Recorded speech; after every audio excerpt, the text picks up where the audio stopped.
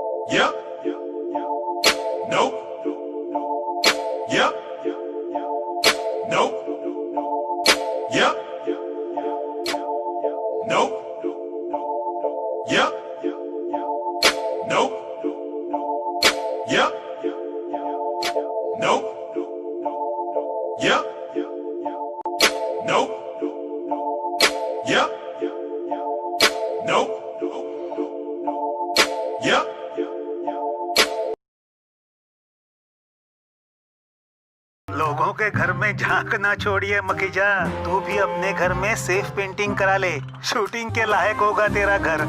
Asian paints safe painting service. Missed call दें 8050480504 पे। वाह।